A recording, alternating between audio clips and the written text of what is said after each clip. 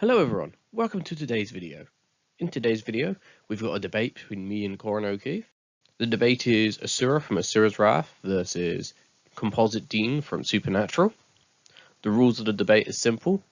We have an attack potency cap of Finite Universal, and our speed is equalized. Everything else is on the table for the debate. And with that, let's get started. Alright, just to iterate premises, my premise will be that Asura will outlast and beat down Dean. And your premise? My premise is Dean will use everything he has at his disposal to help him with anything that's necessary to be helped with. Alright. Alright, so for my AP, Composite Dean includes him with the alternate Michael, aka the Archangel Michael from an alternate universe. Now this is impressive because one of the weaker archangels known as Gabriel created an entire parallel universe in itself that perfectly replicated over 300 other TV shows. And why this is important is because, as I mentioned, he's one of the weaker archangels. We even know Lucifer in a weaker vessel, Nick's vessel, is superior to Gabriel. And alternate Michael in a weaker vessel is stronger than Lucifer. And this is Michael in his perfect vessel. So this solidifies it even further and puts him further above what Gabriel can do. And I'm going to start posting those clips for you. All right.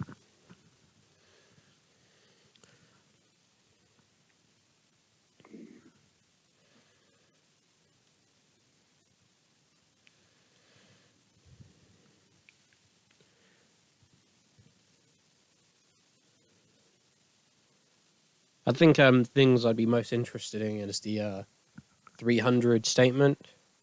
See if I could see where that's from. Yeah, it's in those clips. They mention how there's over 300 channels.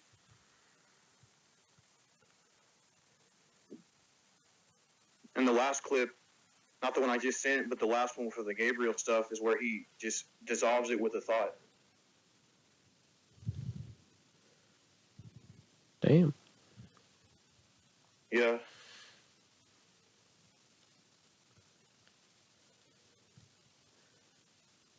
So is it like the second last one with the 300 statement? I'm just trying to get which one. Also, my PC's lagging ever so slightly.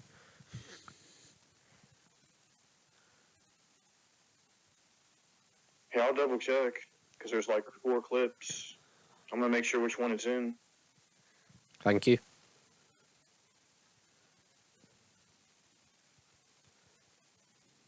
Because I know for a fact the last one is when he just dissolves it with a thought. The conduit. The other 3 is what states that there's over 300 channels. Something along the lines of nothing but bad TV or something along those lines. 300 channels within this parallel universe. And for some reason, my phone's not allowing me to click on the video to watch it right now. I don't know why. Bruh. That's what I think. Can you give us a second, please? Thanks. You gotta calm down. Wow. Calm down. I'm wearing sunglasses at night. You know who does that? No talent douchebags. I hate this game. Till we've seen the 300 statement. Anyway, I don't think it... Because I hate... Oh, sorry. Karen. It's 300 on television. They're all... Oh, I found it. honestly, I found it. Sorry, I found it. I just see it. Okay. Hey, what? Check out Sweet Tooth. And the other clips show the different realities within the parallel universe. They're going to different the game show reality, some type of CSI reality, etc. Sitcoms.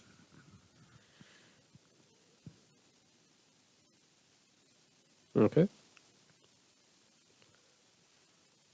But yeah, the main stuff is the over 300 statement, and then him dissolving it in that last clip. Yeah.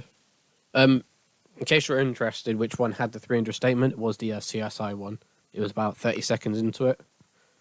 Like, my PC was lagging, but I saw in the subtitles it said 300 different television screens. So I was like, yeah, that's where it is. All right, cool. Any issues so far? No, I don't have any issues.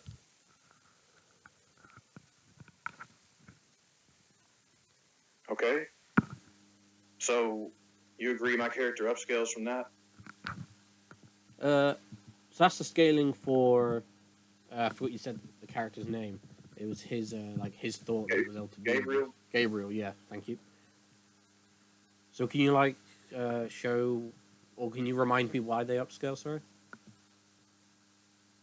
Yeah, and as I posted here, Lucifer, in the next clip, in a lesser vessel, shows himself to be, or proves himself, you could say, to be superior to his little brother Gabriel.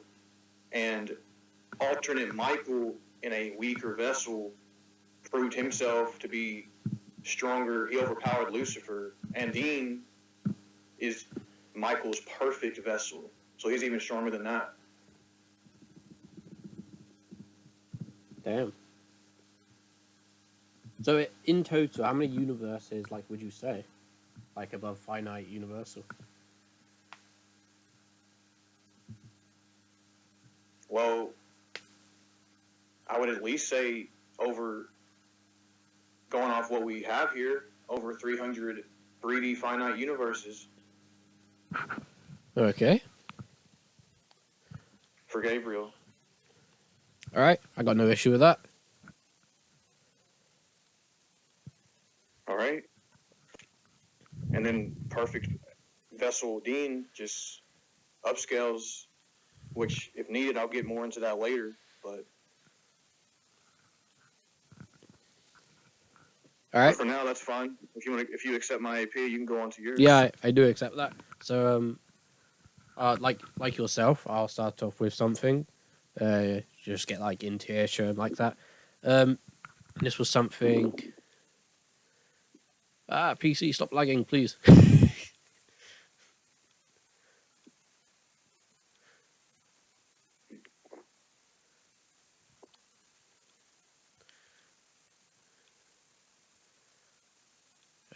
Sorry about that. My PC was lagging. So I actually made this calculation back in my Chakravartin video, if you remember it. It has the full calculation on there. It was the energy of him moving that giant, rocky object above his head, and he throws it. The object is absolutely gigantic. You can see, or partially see, it's kind of a hard image, but it's bigger than the galaxies next to it. You can calculate its kinetic energy as 65.2 duotrincillion joules. Now, converting that into how many universes, using versus Battle Wiki, we'd say it is... Oh, just dropped my mic again. It is this many universes. I'll just add some commas in it so it's easier to read. There you go. So 232 million finite... Well, 232 million times finite universal. And much like yourself, if needed, I will upscale in a bit later. Any issues with this? Nope. All right, cool. You said you might wanted to upscale later. Do you want to do that now, or? No, not yet. Ooh, okay. So can I go on to a first WinCon? Yeah, sure. Go ahead. All right. Well, my first WinCon is going to be Dean is going to obliterate you on a subatomic level. So do you have anything to defend yourself against subatomic annihilation? Yeah, Asura's got a very interesting thing for that.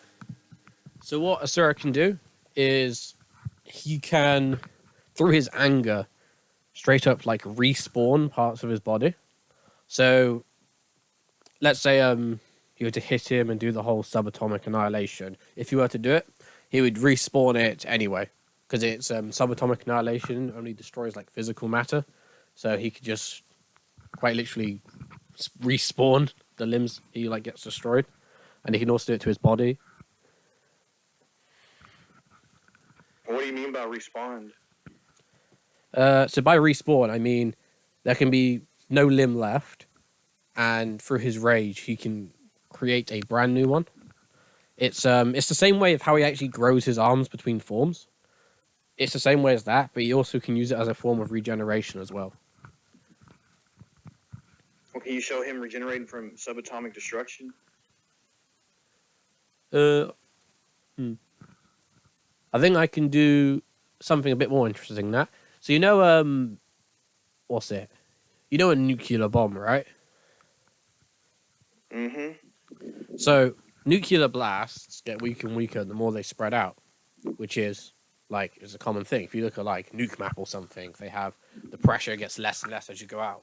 If you're at the dead center of a nuclear blast, the heat and power of that nuclear bomb would atomize your body, and if you were to increase the energy further and further to something like the Tsar Bomber, you would actually go beyond atomization. You would be melting the very components that make up the atom, which is actually how subatomic annihilation works. And that's with like nuclear bombs. So I'd say our characters like Universal would probably be able to resist it, like both of us, because of our attack potency is just so high that it would probably happen on like accident if damage was dealt.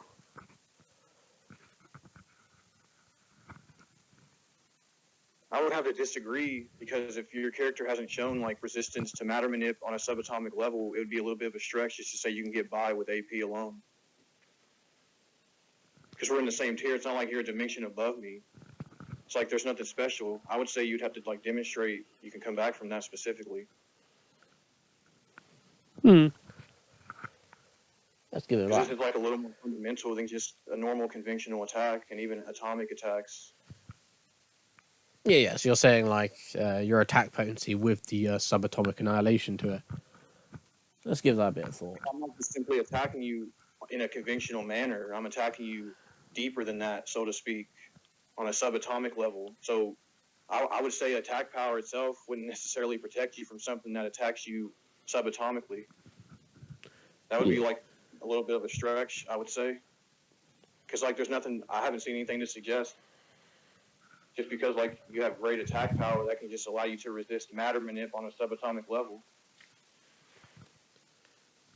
So my PC is currently lagging. How does Dean do his subatomic? Like it's lagging, so I can't see it properly. Well, archangels just snap their finger and obliterate you on a subatomic level, just a snap of their finger. So could an archangel do that to someone stronger than themselves? Well, why would that matter though? Why does like being physically stronger equate to you defending against subatomic attacks? Oh no, I was just asking that because if you think of it in a way, characters' bodies, especially even their atoms, in fact, would have to scale up. Otherwise, there would be like natural atomic things that would like neg the characters, like a nuclear bomb. So like I agree with the thing that's like because we're like more relative, it is like more of a discussion sort of thing than just saying, yes, everyone above a nuke could resist subatomic. Because like, yeah, it's not just subatomic; it's subatomic from someone in the same tier. So that's why I asked, like, have they been able to do it to someone stronger than them? Because if so, I could upscale my character to the point where the difference between a normal attack and that would be the equivalent of subatomic. So that's why I asked the question.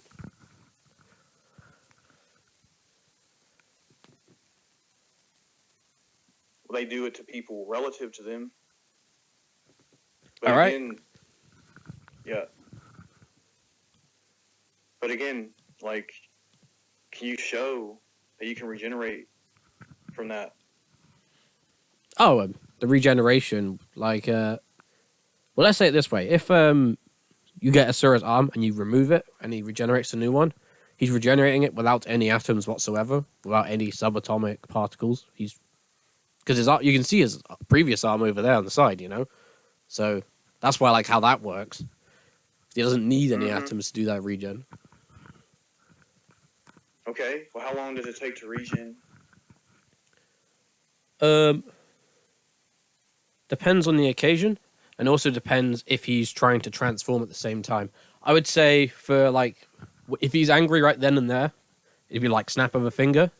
If he's trying to like upgrade his form, it takes like a couple seconds, if you know what I mean.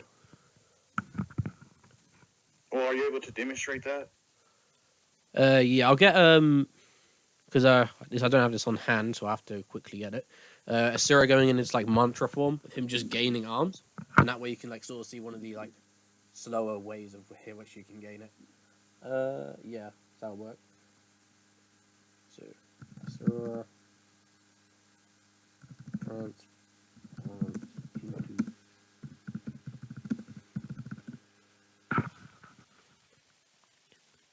There's so much lag on my PC.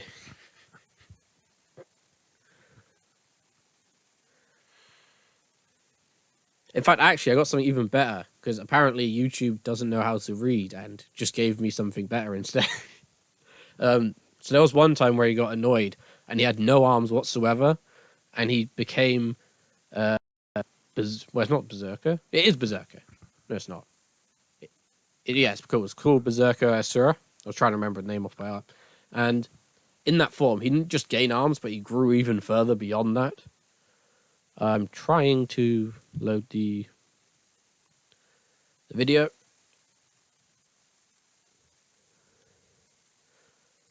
Also, I'm trying to get like relevant timestamps. Sorry for like delay, obviously.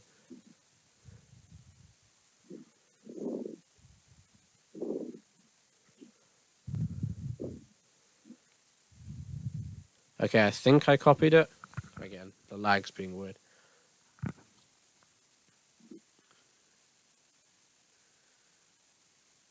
So this is like an example. If you look at the start of it, he's got no arms. People get blown up around him. He's damaging that. And then when he gets angry, he's got brand new arms and such. I mean, the thumbnail on its own shows that he's got new arms, but it's best to see what he was like beforehand so you can get what you mean afterwards, you know. I would tell you the timestamp, but I'm too laggy at the moment to get a timestamp. Sorry about that. That's fine. Yeah, this is fine. So I'll accept you can be able to regenerate quickly, and you can regenerate from subatomic destruction. Yeah. Oh, I thought one other thing That's that fine. I thought might be worthwhile. So if you like, let's say you like, cut off his arm or something, and it's like subatomic. So like you do like partial subatomic damage. I would say what a good thing Asura could do is rip the rest of his arm off so he could regenerate afterwards. Like something like that. I could do something like that. Anyway, just like another alternative that's worthwhile. It might be useful later on. Okay. So what's your first win con? So with my premise, I said Asura would beat down. So since your attack potency is like 300 times finite universal, and mine is 232 million times finite universal, I'm with the fact we do have equal speed. I'll just reiterate that for people who've missed that part. I would say Asura would go up to Dean and start like, you know, punching him, beating him down, as the premise suggests. Okay.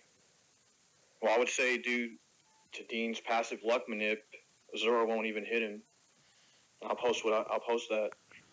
All right.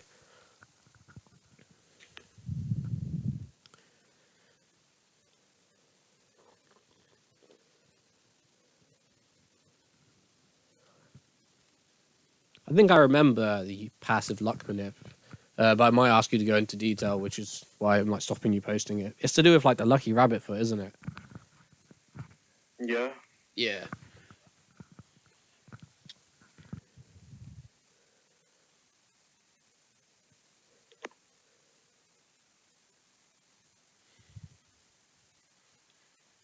I'm just going to quickly check my task manager to try and see if there's something that's using a large amount of space. Because I'm trying to, like, not be laggy.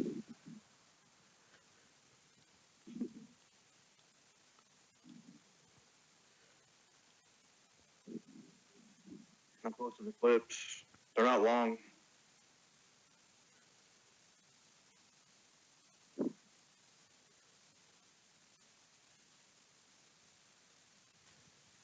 Can you hear me? Sorry. Yeah. All right, cool. My PC had like frozen screen, but I did hear you. You said you posted the clips. Yep.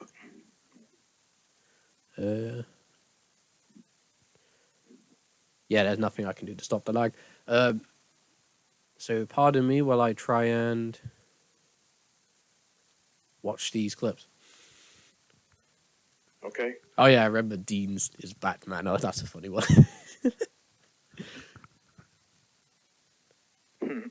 Yep. So as I'm watching these, I would say what I remember from memory before I like embarrass myself. So from memory, in these examples, doesn't he do stuff like doesn't he like throw something at someone holding a gun and they like accidentally like shoot themselves and stuff like that? Or like he walks into a room and everyone just negs themselves through his like lucky good luck. He just makes it. It essentially makes it to where Dean won't get hit, and yeah, it essentially backfire. Like So- it's just passive luck. So like if you try to swing, like throw hands, it's just gonna passively move him. Like just he's lucky, so you won't be able to hit him. Yeah, okay. So what would happen if my character used like AoE? Ask yourself. Like for example, if I was to punch the ground with such force that it would shatter with this 2 million times universal energy and the shockwave. Would the shockwave like move around him? Like, is there anything to suggest something like that? Well, so is it just limited to the ground? Well, no. I just say the ground because like a shockwave, you need to impact something else. Like like Marvel, obviously, we have like the Hulk's thunderclap. In that example, the impact is himself because he's clapping his hands together. I just say the ground because it's like an obvious thing for that could be impacted. You know what I mean? Yeah, but didn't you say you would beat Dean down though? Yes. I would also say that is a form of beating Dean down. Because I would also say if another way this could go around is I could pick up something so large that it would have such great AoE that I'd be able to beat you down with it, which is a form of beating you down.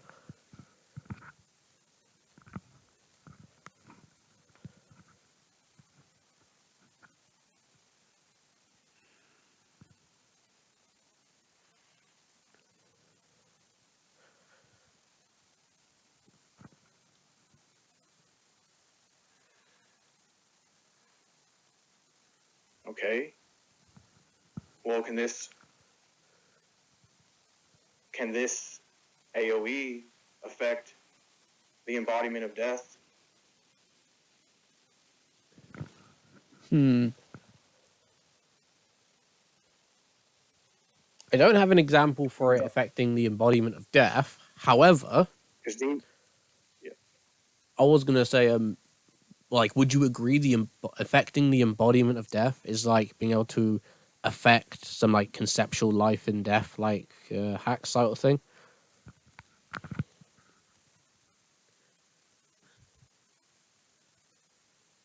what do you mean? So I'll just say my example, right? So in Asura's Wrath, the character Chakravartin is responsible, the embodiment and the conceptual entity responsible for all mantra. Mantra straight up dies and disappears at the death of Chakravartin. This is also like given other context as well. Chakravartin is also responsible for the cycle of life and death that exists between the Goma and the Empire of Shinkoku, which is like the like ships and stuff you see at the start of like Asura's Wrath. They're like barely mentioned in the game, but that's basically what they are. That cycle of life and death is created by this conceptual entity, and this the cycle of like rebirth in a way that happens to the universe is happened by Chakravartin. They control all of it. They quite literally build the concepts that exist in the universe. So while Asura's Wrath doesn't have their embodiment of death as a character, they got a character who could make an embodiment of death and is responsible for all those like concepts, and that's the final boss Asura beats.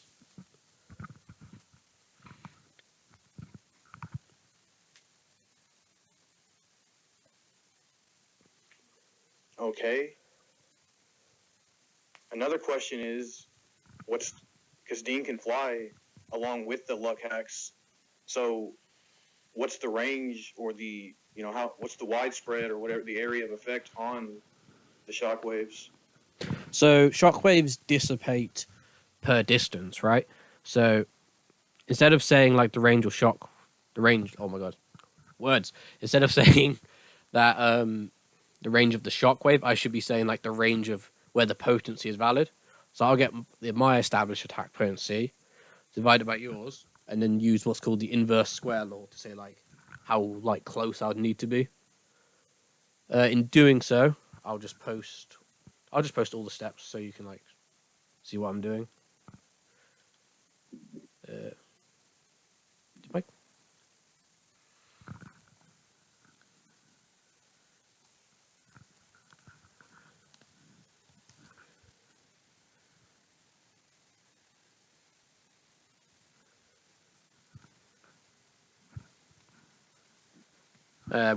The result of it, by the way, because I know the result, I'm just like trying to copy and paste when the lag's stopping me.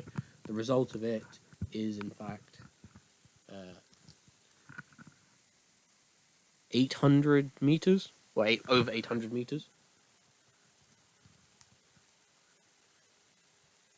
So does this AOE go in like? Wait, are you done? No, I was trying to post all of it, and oh, sorry. Okay. yeah, I tried to click new line, and it posted the first half without posting the square root aspect to it. So that's a little bit annoying. Because what that is right there is before the inverse square law. The inverse square law is right here. By the way, I have rounded some numbers. Because, no one wants to see, like, massively long numbers after a decimal point for no reason. Anyway, sorry about that. You wanted to say something? Yeah, so, again, with this shockwave, does it, let's say, so to speak, go in a straight line? Or does it, like, go, omnidirectional or what? So this isn't, like, an ability shockwave. It's a natural one. So, like, in Marvel, Hulk's one stays, like, the same power regardless of its distance, which is really weird, but it seems to be able to do that. Like, Hulk's thunderclap can sometimes be more potent than his actual punch. But Asura's one just a natural one. So it would be an omnidirectional, like, shockwave.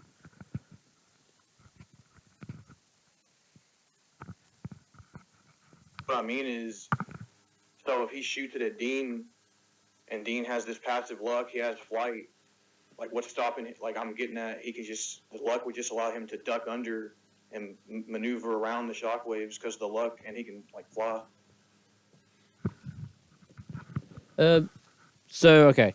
When you have, like, a natural shockwave, think of it as, like, a dome, and it's like anything in there is under the attack. So, you wouldn't be able to dodge inside the dome. Like, that's like kind of like, imagine being able to dodge air particles on Earth. It's like, you could probably move faster than air particles. That's probably not too hard. But dodging air particles, the issue is there's air particles everywhere. It's kind of like, imagine like swimming, but never touching water while doing it. It's quite hard to do. And I think that's a bit higher than I think the luck axe has at the moment. Unless you can like obviously explain otherwise. So would you say, are you arguing this would kill Dean, the shockwave? So if I was to, let's talk about this like in character. If my character to attack and you like miss because of your luck hacks, he's gonna get angry, cause this shockwave. If the shockwave hits Dean, he's gonna be, he's gonna be happy, and then he's gonna probably go back to try and punching. And if it doesn't work, he's gonna repeat himself. But this time he'll probably just stay using shockwaves. So that's what I'd probably say. He'll use shockwave, try and hit again. He might miss because of your luck hacks, whatever, and then he'll just stick to shockwaves afterwards if it does work. Wait, that's not what I'm asking. And I wasn't getting at luck hacks per se. I was asking, are you using this to kill Dean? I'm using it as a form of beating down because I can't say if it would kill or not because I can't say how close it is. Because so I said the distance was like 800 and it says like there 879 meters, right? Yeah. So if it was to be like let's say a one-shot knockout type thing, if it was that, it'd have to be like 10 times your character's potency and such. We can go over that if you want, but that would mean that you'd have to be in the 80-meter range. But I can't assume you're in the 80-meter range. We'd have like an established starting distance or something. So I can't like tell you that this would like kill your character, but it would be a form of beating down, and would like help the process of killing your character.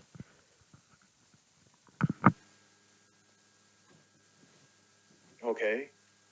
Well, Dean himself has Type 5 and Type 8 immortality, and this is because not even Death himself can kill Dean with the Mark of Cain, and the Mark of Cain itself is linked to the darkness, something that predates the concept of death in the verse. Ooh. So You see that? you can post there, and like other people can like see that and stuff. Remember, I got the lag at the moment. I do think I remember. If you could take a screenshot of I know it's like asking a bit more than I should probably ask, but could you take like a screenshot of like some dialogue in like an image so I could see it? Because you know, the lag.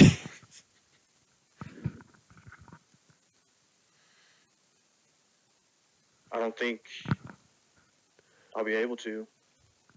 Alright. That was just, that's me asking one too many sort of thing, so don't worry about it. And my Discord's still not letting me even click on my own clips. Oh my god. Yo, we're both handicapped while debating, that's funny. Remember? In any case, so you're saying this grants Type 4 and Type 5 immortality? No, Type 5 and Type 8. Ah, sorry. So Type 5 and Type 8, could you like post a screenshot of what those are? I do not remember off the top of my head. Yeah, I'll go ahead and do that, but I'll explain too. Type 5 is pretty much, or I'll just get the stuff.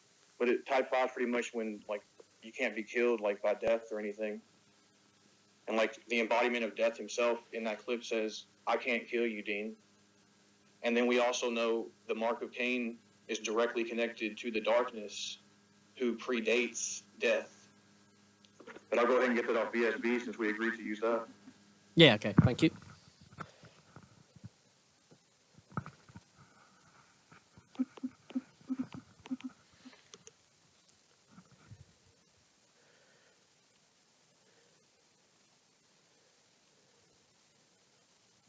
My PC is just constantly using 100% of its processing power. Oh my god.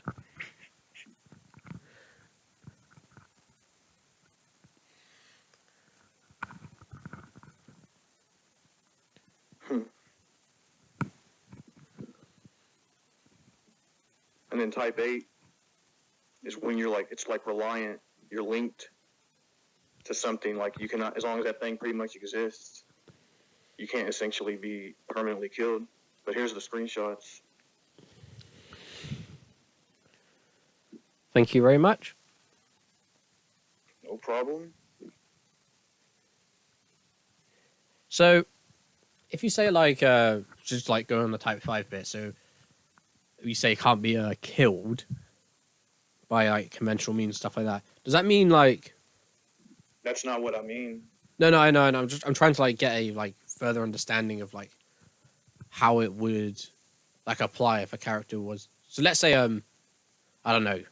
Let's pretend this is probably like definitely wrong, but if someone pulled up cosmic bullets of like Darkseid and shot Dean in the head somehow, like I don't know how it would happen. Like would he just like his body regenerate and come back? Is it like that? I'm just trying to like get a grasp of how it would work. He just wouldn't die. Yeah, like not even the concept of death can kill him. And the mark on his arm predates the concept of death itself. All right, cool. So, if you remember back to my premise, it was to beat down and outlast Dean. So I don't necessarily need to kill him. So I'm just going to say he's going to beat him down. He's going to see Dean still alive and continue beating him down. And just keep doing that. Okay, well I would argue Dean has passive plot hacks. Passive plot hacks? Yeah, passive, yeah. So what's this passive block hack's going to do? Well, it's going to allow Dean to stay in the game and win, as Chuck himself is the one manipulating the plot, as Dean and Sam are the main protagonists and heroes of his favorite show. And any inconvenience that could be an inconvenience in the story, he'll make it to where the story ultimately unfolds in their victory.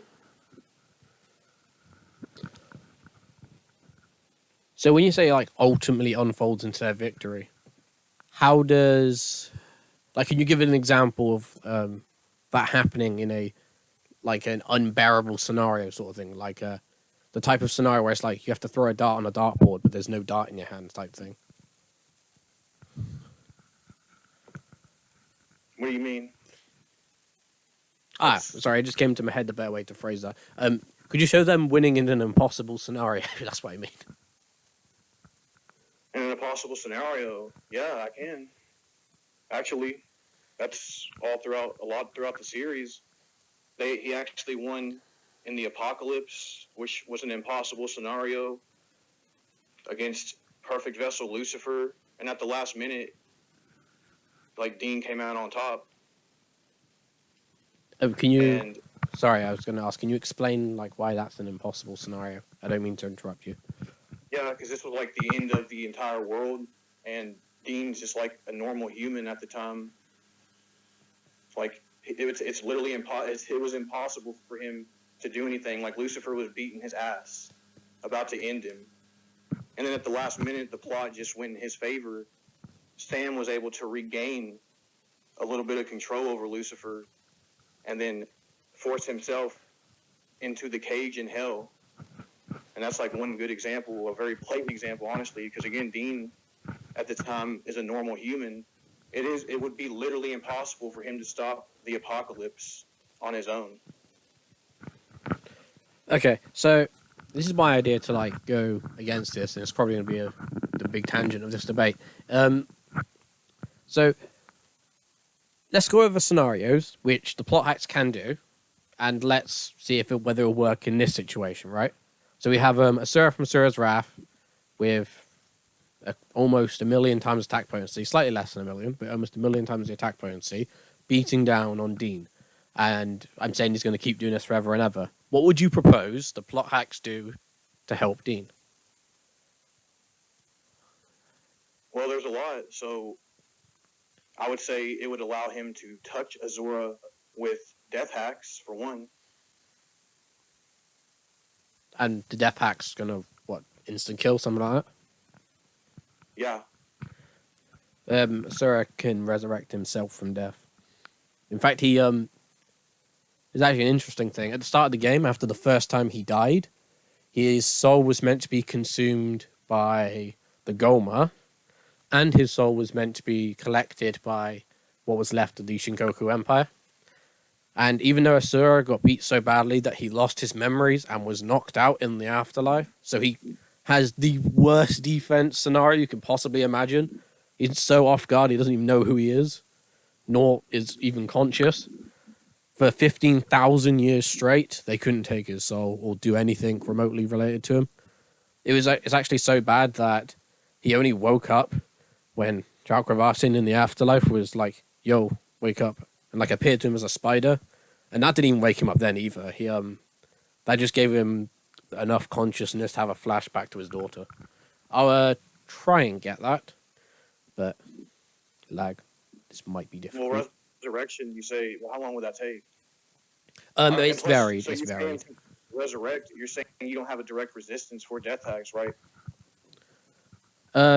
So what I'm trying to... Okay, I mentioned it earlier that Kkrimbus responsible for the concepts of life and death in the verse. That afterlife is meant to be where the death part takes place. So what I'm trying to say is Asura, if a concept of death was to apply to him, worst case scenario, he goes there. I mean, he does beat up Kkrimbus, who actually has life and death in it, and actually has something even better than that, which he actually took, he tanked that without even flinching. Was it Kkrimbus's true form, when he transformed it's stated to wipe all things from existence, and he thought this would work on an Asura that just beat up his suppressed form, similar to, like, I don't know, Piccolo beating up second form Frieza, and then he goes like final form. And this, like, just mere presence was meant to wipe everything from existence. It wiped his own realm, which is so powerful that it can contain a illusionary afterlife that would contain the lives and deaths that was mentioned. And yeah, he wiped out by existing, and Asura literally was like, he was awestruck, like, oh, incredible. But he didn't even flinch. He was more like awestruck at the appearance of Chakravartin. It's like I was going to build up to that, but I'll just go outline straight with it.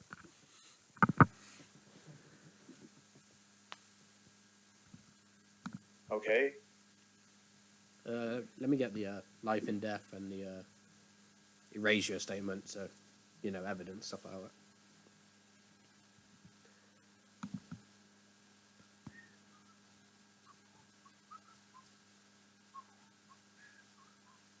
But did it erase him, you say?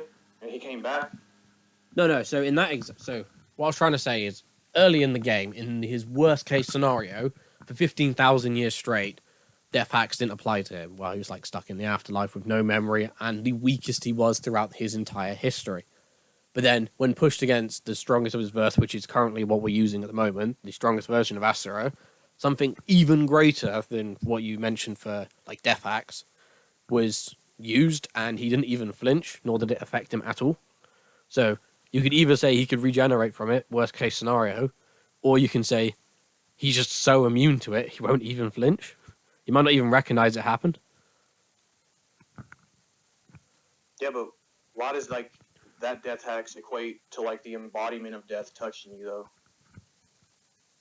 So I mentioned this a bit earlier, but while there isn't an embodiment of death in Asura's Wrath, we have a character who could make an embodiment of death, because they made life and death and the cycle that contains life and death.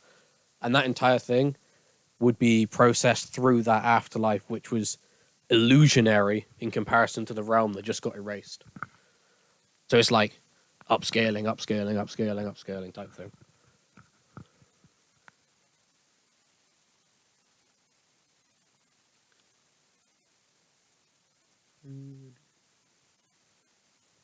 Oh, I wish I didn't have so much lag. It's really annoying.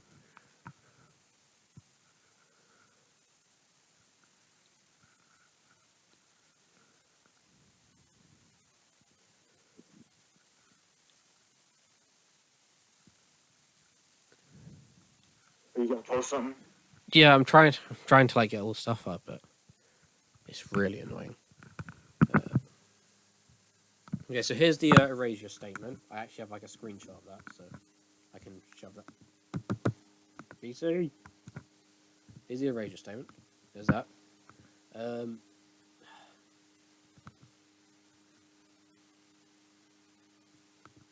gonna have to, because it's being annoying to me. I'm gonna try and send you a YouTube video of the fight, and I'm gonna need you to skip to when Chakravartin transforms, because that's when like this happens. I won't be able to give you a timestamp, but you'll know when the transformation sort of happens, because they go from looking like some Buddhist being to looking like just some original design. YouTube, please load. In fact, anything, please load.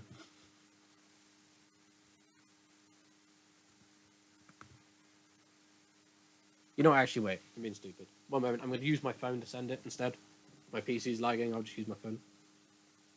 Should have thought of that in the first place. I also check the timestamp thing.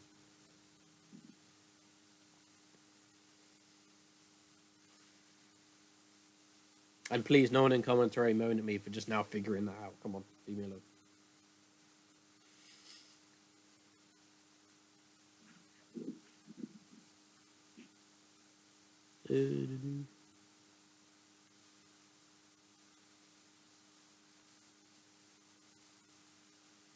Skip along to when it happens, trying to find it.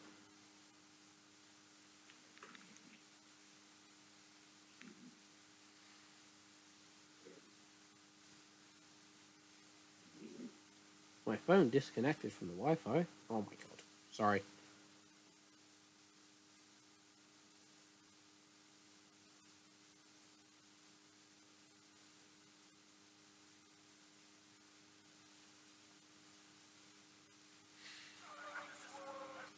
do.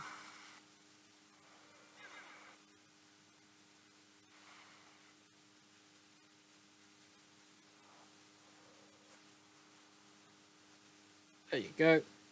Alright, now to share this. Copy link.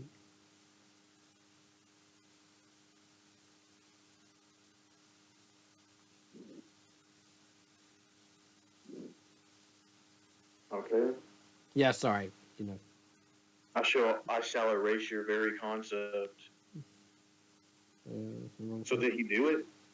No, so he's meant to be able to do this by like passively existing, and does it to his realm, which would exist above like the cycle of life and death thing. So here's the feat of, where's the video of it? The timestamp of him using this ability and Asura not even noticing it happen is 1343. So he transforms, and you see him like touch the ground. That's meant to be that ability right there and then. And you see like Asura just like, oh, and doesn't actually flinch or anything.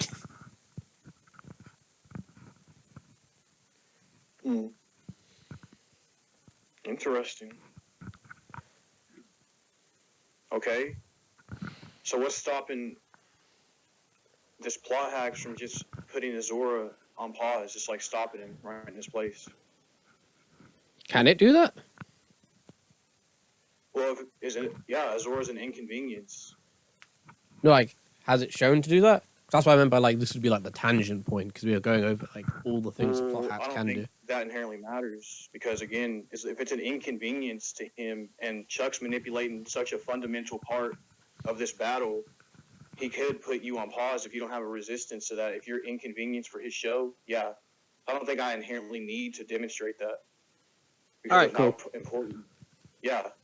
So I'll just there's actually another thing in that video that's quite interesting, because in the game Asura's Wrath, he's stated to have the power that can change the world. This power that denies the fate outlined by Kkrimbus, and it's unknown what it is throughout the entire game. However, what I believe it to be, if you look at 2031, it's in the same video. What happens is Kkrimbus going all out finally, because Asura's actually starting to damage Kkrimbus. You know, Asura progresses in power and stuff like that. Kkrimbus starts having their own quick time events, which the quick time events in the game Asura's Wrath is meant to represent the power to change the world. Or in other words, succeeding the quick time events is quite literally them like power change the world. And since that's game mechanics that are coming outside, in like an outside influence, similar to like a narrative based ability would be outside influence, I'd say that Asura actually has his own narrative driving force, and that's how he's immune to the whole plan and stuff of Kkrimbus. So what I'd say for like the whole point of the plot would pause, I would say Asura's plot would continue. I mean, why does that plot like you just described that as like fate hacks, and you even mentioned fate in your sentence. You didn't actually at all demonstrate how that's plot. It sounds like rhetoric to me. So can you elaborate more? Yeah, sure. That's perfectly fine and perfectly reasonable.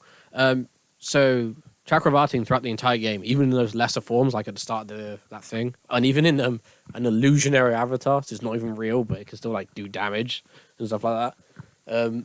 That's one was using passive fate hacks already.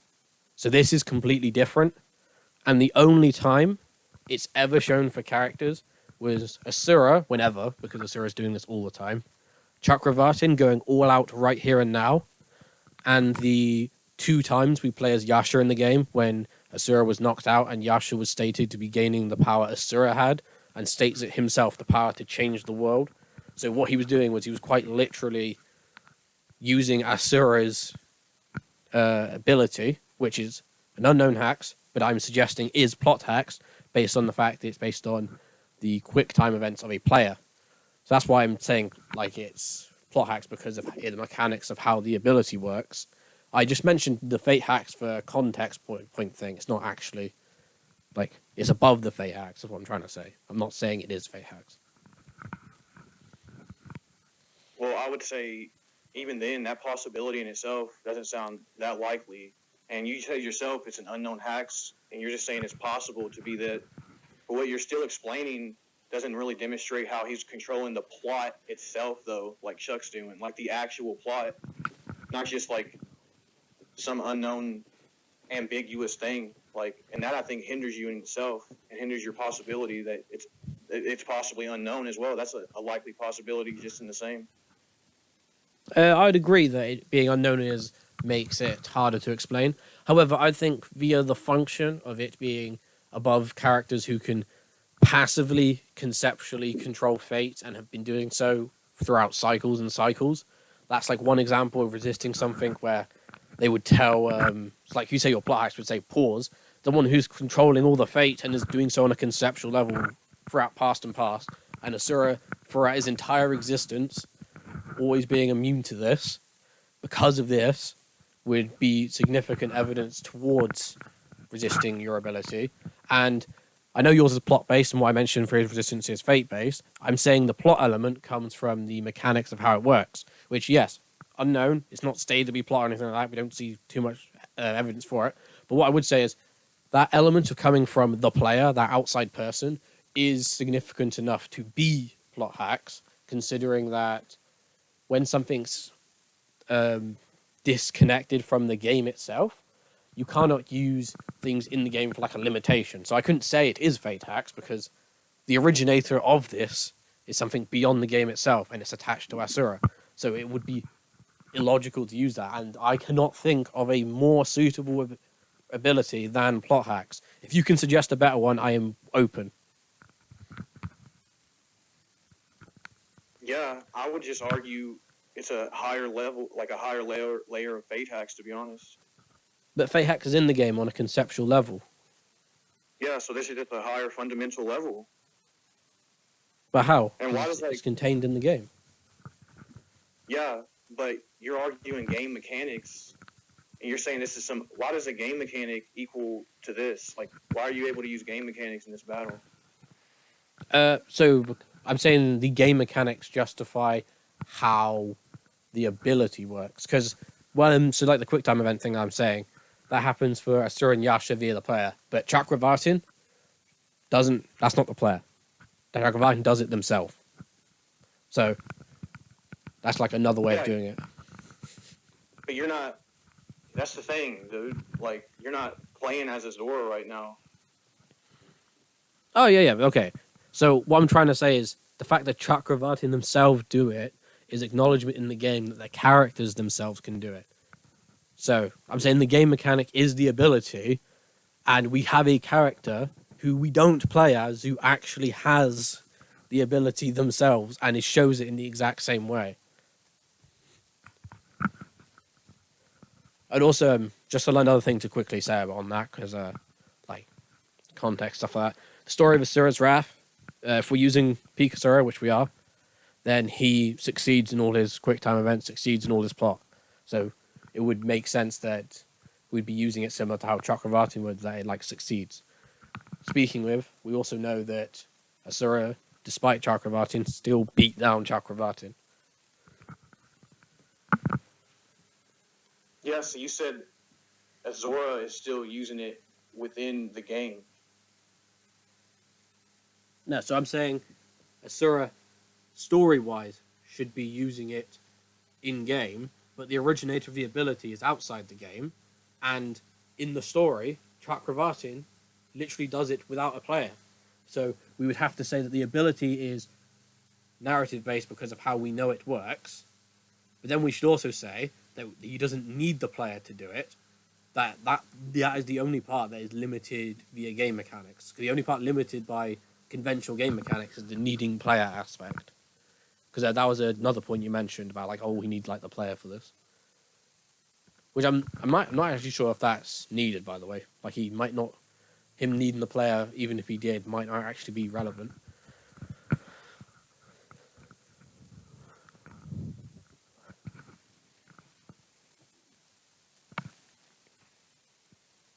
Yeah, again, I just think you hindered yourself, and this just kind of ties back to a much more fundamental form of fate hacks, because it just sounds like what you're doing is you're just trying to use rhetoric to dance around the actual issue and claim it's like possibly plot hacks, but the problem is everything you're explaining falls back in line with fate hacks, because it just seems like Asura in the game is just overcoming what he was originally fated to be, and it just doesn't work on him like this fate hack. So he just overcomes his fate, like he gets past his fate. So I'll say you really haven't proven anything. No, so the difficulty with this bit, and why I call like the unknown hack stuff like that, instead of saying, yeah, it's definitely plot and stuff like that, is because of, it's called circular logic. I need to say that, this is definitely above all that conceptual fate, which it objectively is. Like, without using any quick time events, Chakravartin was already using the fate throughout the entire game. So it doesn't make sense for it to be that. It has to be higher, and it can't just be something like an extra level higher, because that doesn't, again, make sense why the mechanics then. That doesn't really work. But if we then say that, okay, it must be something higher, it involves a player, so let's suggest a plot, but then you go back and say, oh wait, Chakravartin's using it, and that doesn't involve the player. But then you need to think of the story element behind it, of in the story of Asura's Wrath, Asura himself would be doing this. The player is just the only game bit that's driving him to do it. So you would use the player to justify, yes, it's plot hacks, even though you need to also say he doesn't need the player to do it. Now, I'd like to just say one thing. If we want to go down the line of him needing the player, like perhaps let's say that. Say, oh, okay, he needs the player to use plot hacks. That would be no different than Dean needing Chuck to do it. So, I think it is fair. No, it's not. That's a false equivalence, because you already admitted the player is outside of the game. Chuck is within the actual verse, like within the actual verse doing this. He's not some outside, third party person, like outside playing. He's actually in the story himself, writing it, like with Dean. So that's a false equivalence, and you already admitted your dude's outside of the game, like the player. So no. Wait, isn't Chuck outside his own plan? Like outside his own plot hacks? Well, he actually writes himself in the story. So he writes himself in the story where he wants to be. Correct? Yeah. So, like whatever, yeah. So Chuck himself should be outside, but chooses to be inside, right? Yeah, it's not the same, dude, as a player playing the game outside of the game and God in a verse being in the verse itself, like having narrative plot hacks. It's not the same at all. So what I'm trying to say then is that would be like, I know we're talking about the player, but that would actually be no different than a game designer putting himself in the game. That's what I'm like trying to lead on to now. If not, I would actually argue the player being a step further is actually a step further than Chuck then. Like, in a way, that might actually hinder you. Like, I've hindered myself before, but that might hinder you, saying that, the player's a step further. I don't think so. When that whole player coming into play is a hypothetical, it's like, why is that even relevant? You said Asura doesn't inherently need it. Yeah, so what I was trying to say is, it's a circular logic thing. To prove it's plot hacks, you need to mention the player, say that a character can use it without, and Asura shouldn't need it. But then I mention the player to justify all that loops. I'm saying it's circular logic, but it's just a bunch of truth statements. It's like well, if it's circular logic, it's fallacious. It can be fallacious. I'm just trying to think of. There's another thing that uses circular logic that it's 100% true, but you have to use circular logic to justify it. This is like a mathematics thing. Do you mind if I go through this mathematical thing, if you wouldn't mind? You could, but I don't accept circular reasoning. Well, you may not, but I'll continue to try and justify this. So in mathematics, there's a form of well, it's not a form, it's a term called differentiation. You're trying to work out the rate of change of a certain function. And if you use it on an exponential, the rate of change is relative to whatever the exponential itself is. So if, let's say, the value in the exponential is 2, the rate of change is 2 times, so 2, 4, 6, 8, that type of thing.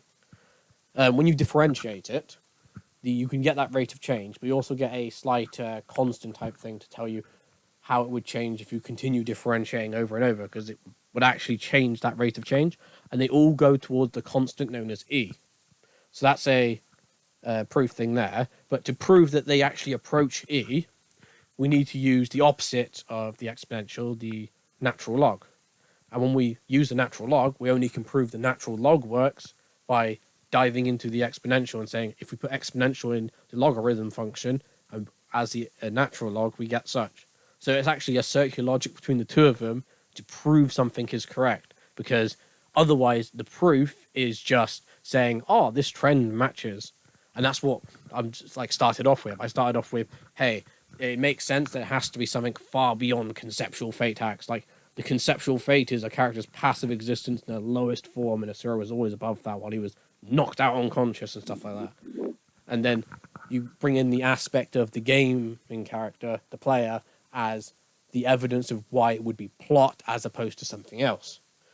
But then that itself requires me to go back to why it's in the game.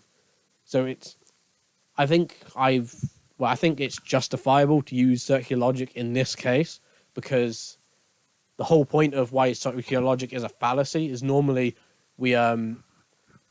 your assumptions contradict each other when you do circular logic, but instead I'm suggesting towards the conclusion and then using circular logic to justify that as the like proof mechanism. How do I say it? Imagine I was going to say a bad analogy, ignore that. I'm not sure if there's a better way to explain it. Should we make a conclusion on this point and then carry on? Because we're just ranting on the same point, really. Sure. Do you want a couple people to judge it now? I meant on the point, but if you want, we could do like an overall conclusion, if you prefer. Yeah, I mean, this point's kind of relevant. So if you want to have like a conclusion to the point and then have like Niotic and Debater or someone judge it, they've been here for the point. All right, cool. We can do that. Who do you want to go first for like concluding this point? You can. All right, okay. So, wow, I'm going to sound like a parrot now. A webcam parrot now. I had justified earlier on in the debate that the character of Chakravartin uses like conceptual fate. I had said this, not like followed through. And in fact, Korin used it against me several times, so I've definitely that's definitely gone through.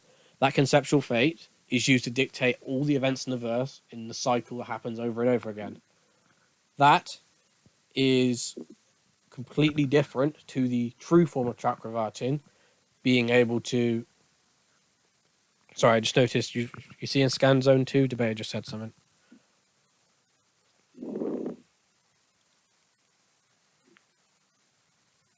Well, Niotic, do you mind judging this point? I wasn't here for like the past 5 minutes, but I did hear everything else. Like the point where Kkrimbus said, "Can I use like a mathematical something to justify the circular reasoning?" I didn't hear that. All right. Well, he's about to recap it now. Hello? Yeah. So I'll recap that. Thank you. I thought I'd stop to make sure that was right. That's what I'd need to say then. Okay. Yeah. So I carry on to where I was at. Something that's fundamentally different and agreeably, we both agreed it had to be higher than just the baseline conceptual fate that was been using. I was saying it's fundamentally different and using the game player to justify it being something outside the narrative as plot hacks. And that's what I was trying to say. And then going back to Chakravartin to say characters in the story should be able to do this. So it was circular in that way. And then, as per Nartic's request just then, I was using a mathematical analogy for when circular logic is proven. So what they would do is they would use, much like myself, they were using the differentiation of exponential-based functions that always approach the constant e for its rate of change. Now, they can approach it, but that's not a proof. A proof is you say it's definitely that. To do that proof, you need the natural log, which is a logarithmic function that uses e as its subscript. So you need to use that value to prove itself, and to prove that natural logarithm works, you need to use that value once again. So it's a circular logic loop, which we know everything's approaching, we know it's true, but it requires circular logic to logically prove sort of thing. Like we could say, oh yeah, we're approaching this, therefore it's true, but that's not an actual proof mechanism. So what I'm trying to say is the proof mechanism in my argument is the circular loop, but the approaching something far beyond conceptual fate hacks and the mechanics-wise coming from the player would be the going towards aspect to say it's plot hacks. That's my conclusion on this point. Korin, of course, gets his conclusion on this point before you say anything. Okay. So my conclusion would be, I think I addressed this point as we started. Kkrimbus admitted, yeah, this was unknown. He was trying to form a possibility that it could be plot manipulation. And I argued back with, well, it just seems like a higher level of conceptual fate. And it just seems like you're using rhetoric mumbo jumbo to try and demonstrate something that actually isn't the case. And when you actually look at how each is performed, one is clearly plot, while the other one acts more as just a higher level of fate manip. And then he goes on to say, he gives like a mathematical analogy and explains how circular reasoning can lead to the truth. However, yet again, he was just more so using rhetoric. He didn't directly address how this equates to plot hacks, and he himself admitted it's circular reasoning, which is fallacious in itself from the start. So I would say his possibility isn't actually likely at all. And when you actually compare the two and compare what's going on with Asura and Dean, one is actually affecting the plot, and the other one just seems like a high level of fate hacks with some rhetoric sprinkled on top to make it seem like something it's not. So in conclusion, I would say I took this point.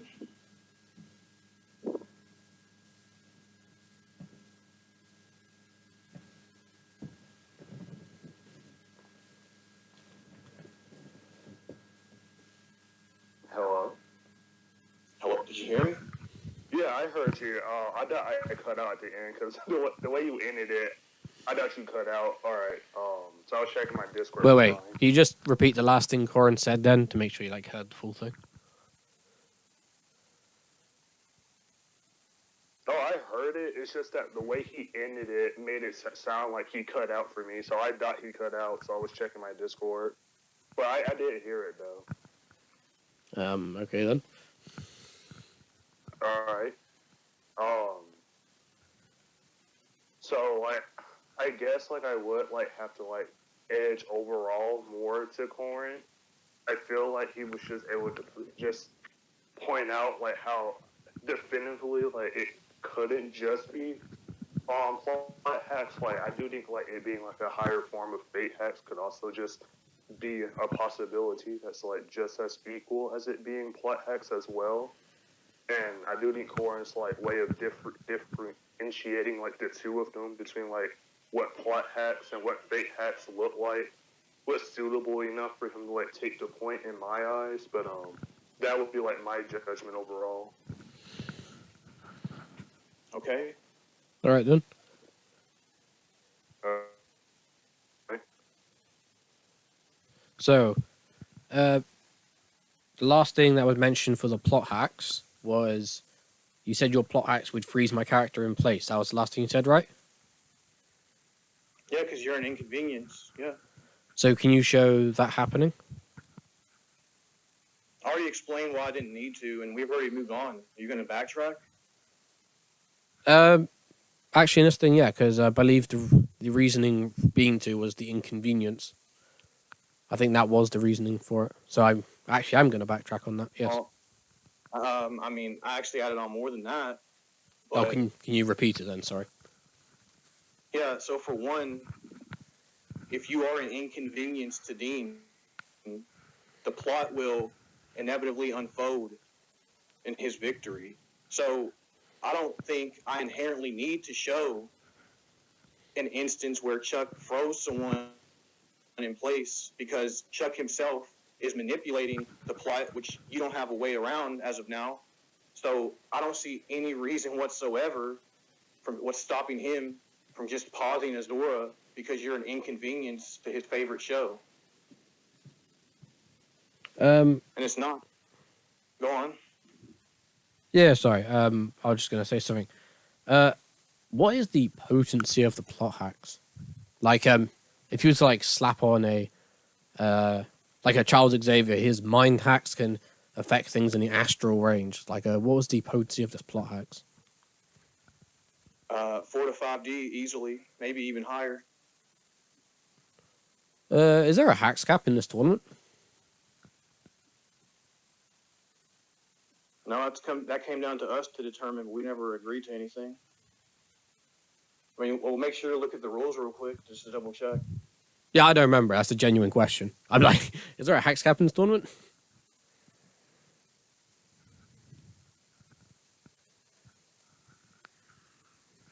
Yeah, I'm pretty sure I just put the people agreed to put on the rules that it's up to us to agree on these stipulations.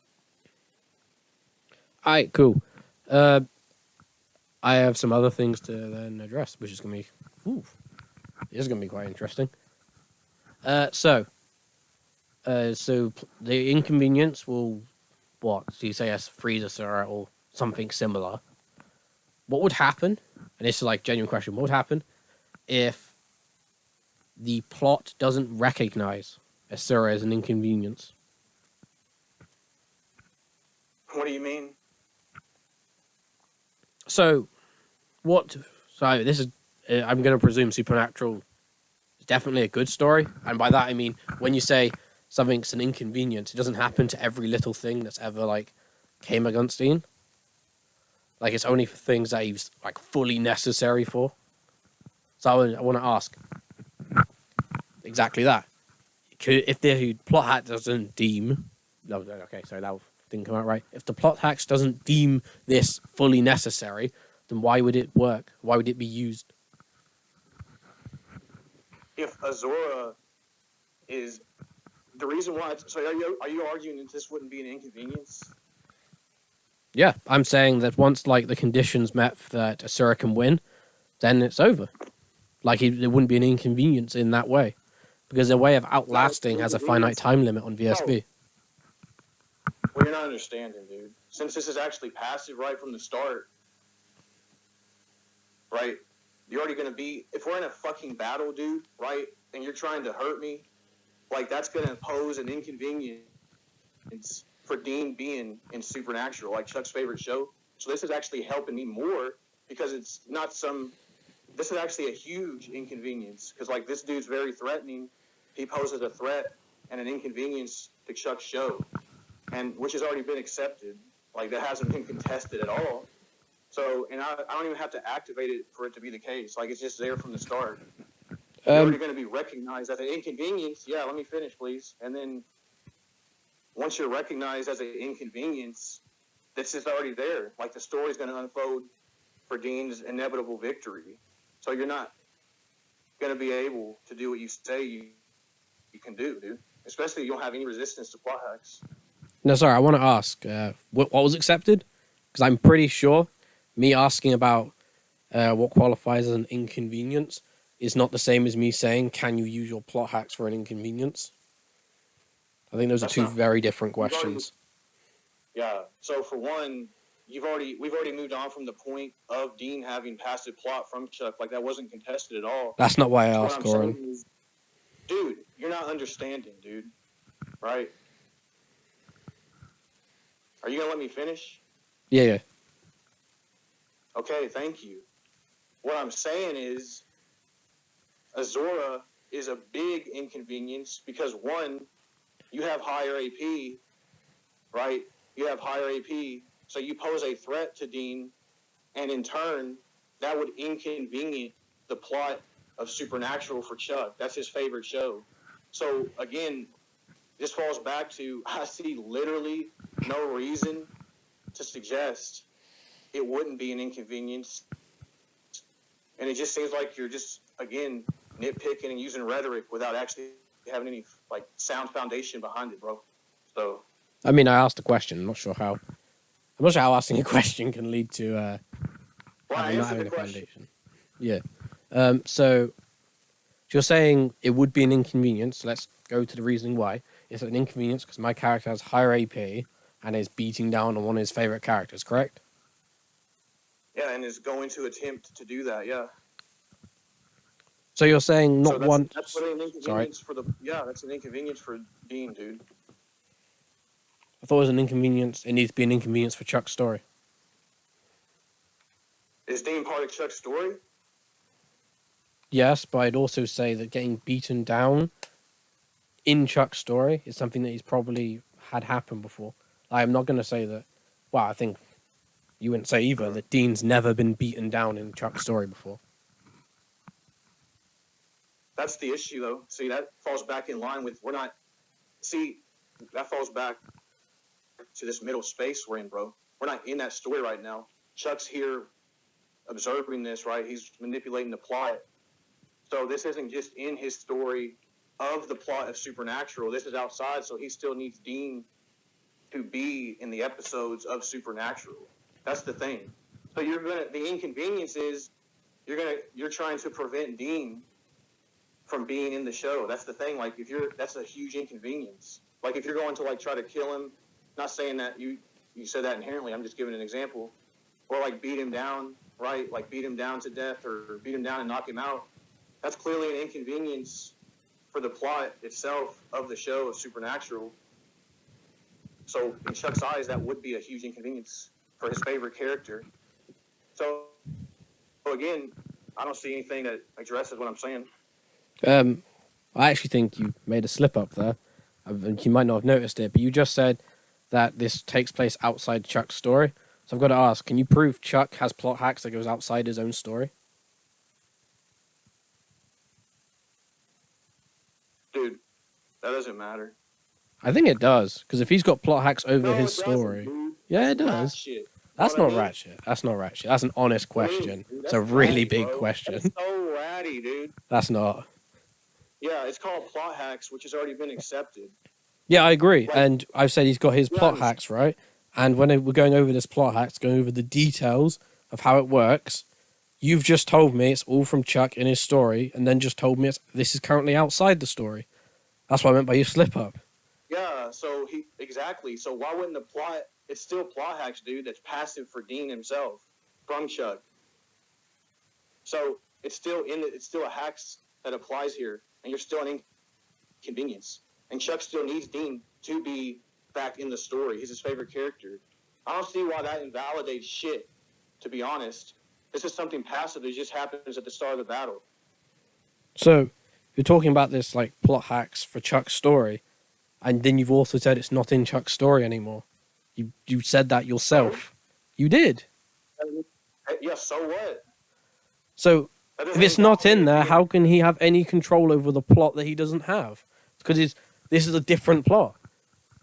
In your own words. No, because if you don't have a resistance, he can still manipulate the plot, dude, to a much higher degree than your character is physically AP-wise, dude. Like, again, this falls back to you needing a resistance. I'm sorry. You're just trying to dance around again. No, okay. I don't think this is dancing around. It's just called going into details. That's what it is. But even more, did you just say he can physically do it above my character? Did you just say that? No, I didn't. I said it's above what your character's physically capable of doing, dude. Okay, I just wanted to like double check. 'Cause that sounded really odd. Yeah, I didn't fucking say that. You don't need to swear, Korin. Calm down. So I don't think.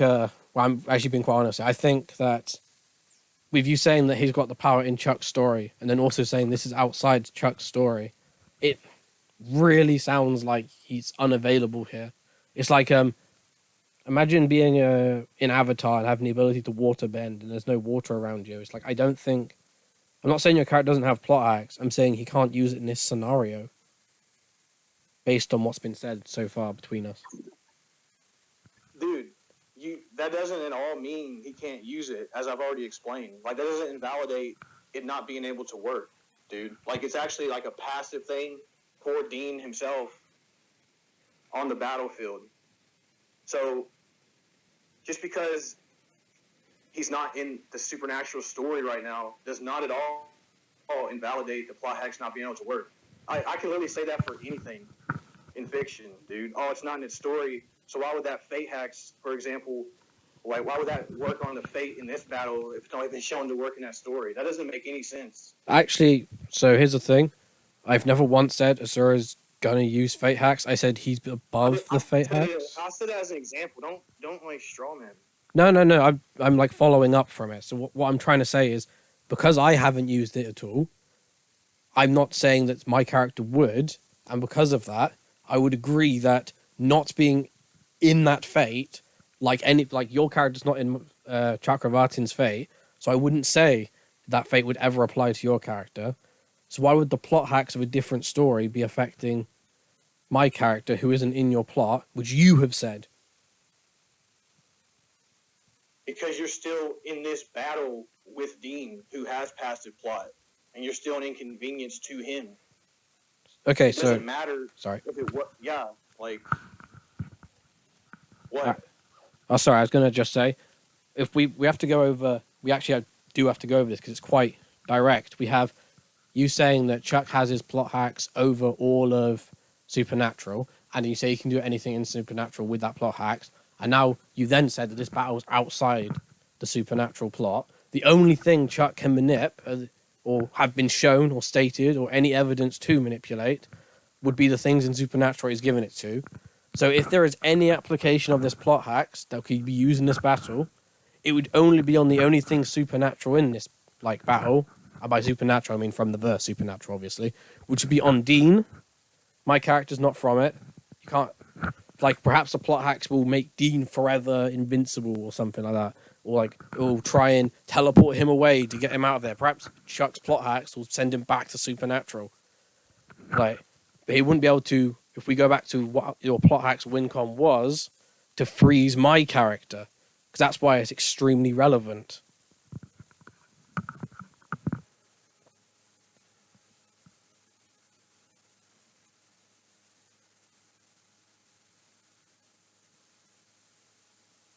Korin, are you there? Oh yeah, I'm here. Are you done? Yeah. That's why I stop talking. Just making sure, you didn't cut out or something. But okay, thank you. Okay, so you accept that Dean does have plot hacks, even if it doesn't directly have per se an effect on you. It would still be a factor in this to help Dean. Yeah, I agree. But I'd say he can use it for the things that are supernatural in there, which would be Dean. And I also should specify, you said you were using composite Dean, so it should also apply to any equipment Dean has as well. I should be honest with the whole thing. Anything that's from supernatural in this battle that Dean has, that plot hacks would work over. Yes. Okay, then I'll take that exception. That acceptance, my bad. But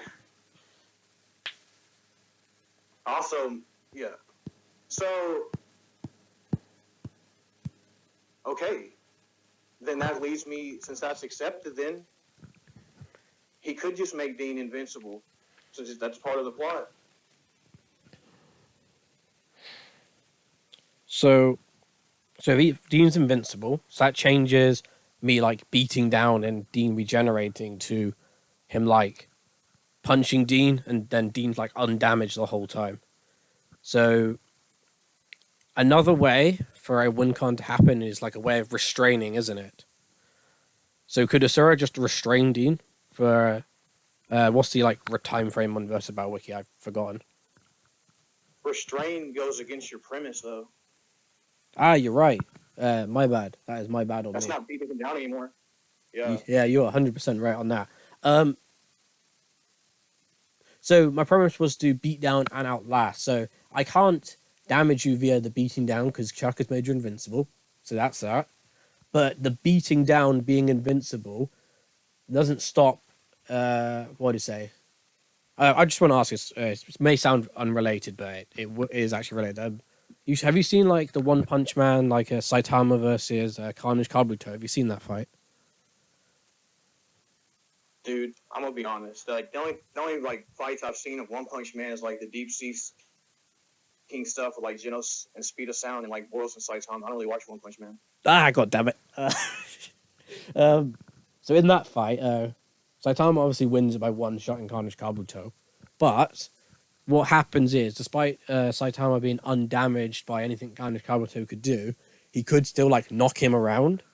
So what I'd have to say here is when he does his attacks and Dean's obviously undamaged because Chuck's just a Chad, what would happen then is these attacks would just be knocking around like forever and ever. Which I would, how would I say this? If he's like being forever knocked around, like he'd be no better than like a hamster in a cage, which I think that would be sorry, can you do me a favor? Because you know my PC's lagging. Can you get those like win conditions? Well, it's not restraining, obviously, but the other ones that are on versus Wiki. So I'm trying to like say which one it would be, but I can't like say it correctly. Oh.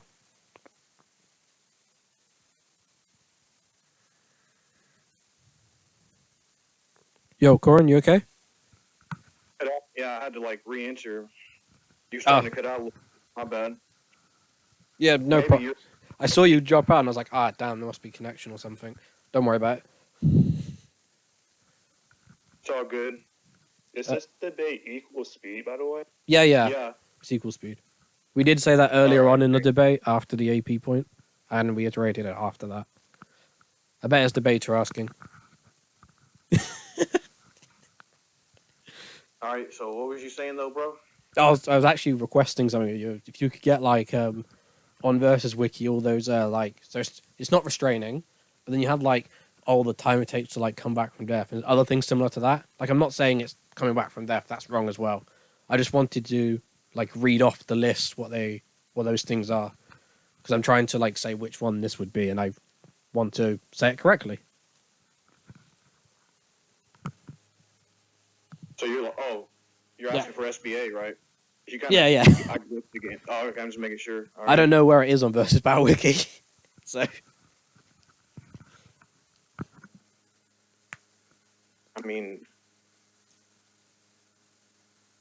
Niotic, do you mind looking that up real quick? Because my phone, like our stuff is really messing with us. Yeah. To be honest. Yeah, I got you. I'll look up the SBA. I got you. Yeah, we're literally getting nagged by like our phones and PCs the whole this entire debate. That's what makes it more annoying is that for me. But yeah. Yeah, I understand that. All right, I'm about to link it right now. I got it. Thank you, Niotic. You want me to screenshot it or just actually link it? I should be able to click on the link. It'll take like a minute to load or something. So, because you might need to do like multiple screenshots or something like that. So I'd rather the link, then you don't have to worry about it. All right. Oh, the link is in Amazon too. Thank you very much. I will say, if I use one of them, I will screenshot and post which one I mean to make that like clear for Korin. all right. Come on, PC. Don't melt.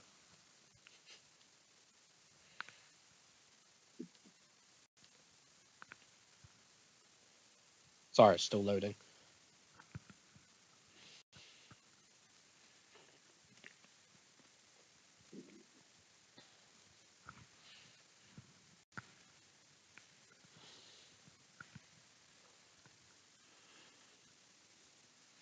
Yeah.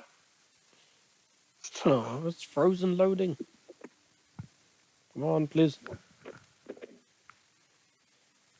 You know what? When I have my birthday, I'm definitely getting a new one. I'll probably go for the same brand. Because it's a really good computer, but it's like 6 years old. So. Come on.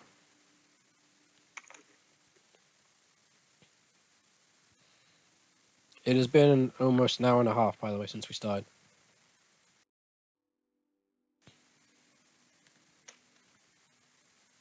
Yeah. I can now read it. What'd you say? Oh, sorry. I was just looking at how long we've been debating for. And I said it's been an hour and a half. Not as long as last time, surprisingly. Kkrimbus, you there? Yeah, I am. Can you hear me? Hello? Wait. I'll just rejoin real quick. Bruh. Or I can hear you, You by hear the me? way. Oh, okay. Yeah, I can hear you. I'm not sure what's going on with Kkrimbus. Dang, his internet fully negged him this time, not just like half-assed it. It actually fully negged him. Yeah.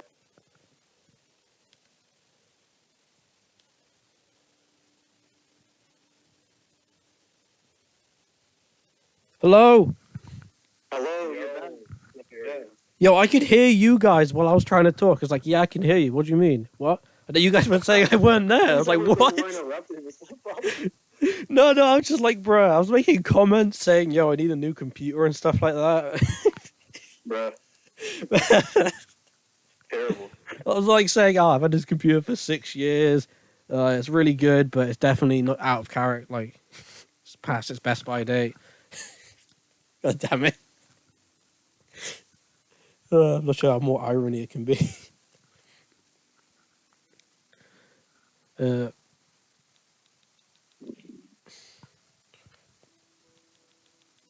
No, don't freeze. Bro. Okay. Mine's Sorry. getting a little better finally, but it's still fucking up. So, okay, victory conditions. Death of the opponent, removing the opponent from the battlefield at least 1 week, knocking the opponent out for at least 1 hour, or incapacitating the opponent by putting him in a state which he cannot harm or fight the others for over a day, are assumed to be as victory conditions. So that last one, will... I'm going to highlight the putting me in a state of not being able to harm the other fighter for victory conditions. And I would just like, so I can specify which one I meant, because I, couldn't justify a second ago. Well, not justify, I couldn't say it properly a second ago. So now you know which one I'm going for here. Because what I'm going to say is Asura is going to basically pinball Dean for a day straight. I think it says for a day. Why is that such poor quality of a screenshot? Sorry. That actually annoys Well, I me. would say you wouldn't even be able to touch Dean because Dean can fly. Um. So how are you gonna grab him to put him in a hold for a day? Well, no. It's not a hold, remember? Because I can't do a restraining thing because that's against my premise.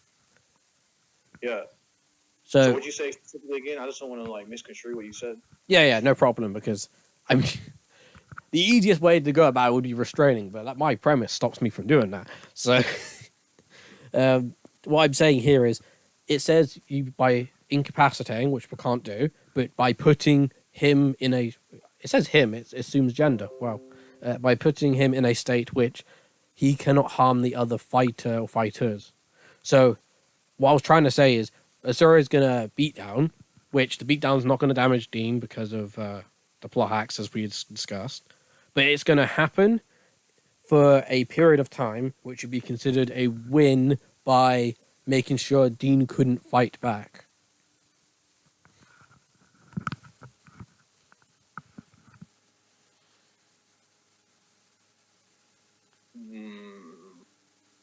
I know, right? It's so weird. I would go. I mean, Dean's not just gonna stand there and let him do that. He has I have passive luck on the field still. I have passive plot manip for Dean, and he can fly all kinds of shit.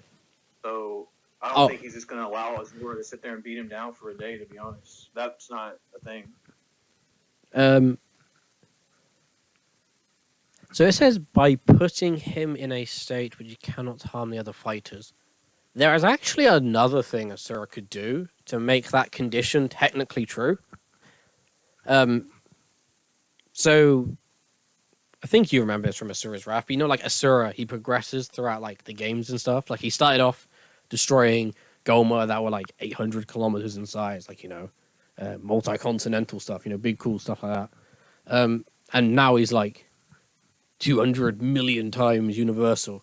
So what I would say is, in his battle against Dean, while the battle takes place, my character's going to grow to the point where you physically can no longer affect my character.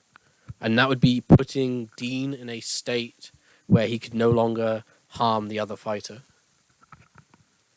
But you do realize you're in a state where you can no longer harm me. That is ironically true as well. Damn, so neither of us can harm each other. God damn it. I'm not having another Kenny situation. I mean, at least... to be honest, at least this one wouldn't be out of charity, but... you. But, oh god. Yeah, so we actually can't harm each other. That works for both ways, bro. But you already know that now. Yeah, you just said that. And I was like, oh yeah, I can't harm you either. Oh, whoops.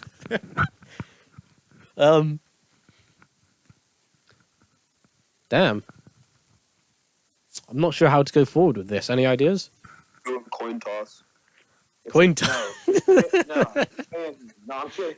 But I can put it on my camera. Do a coin toss. Let me.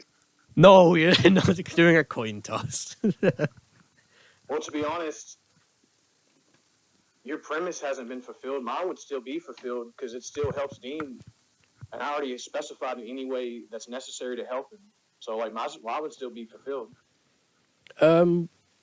I think neither of us being able to harm each other is a form of outlasting, though. So, like, the beatdown and outlasting. I think that portion of the premise works just fine. So I only need one of the two to be true.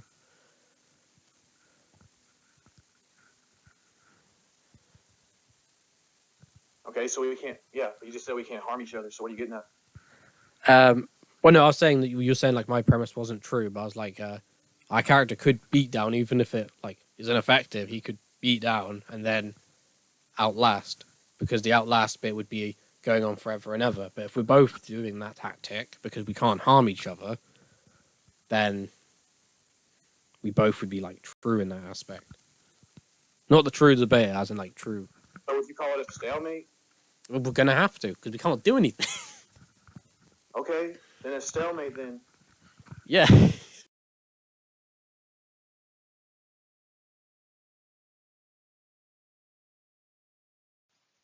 Thank you everyone for watching.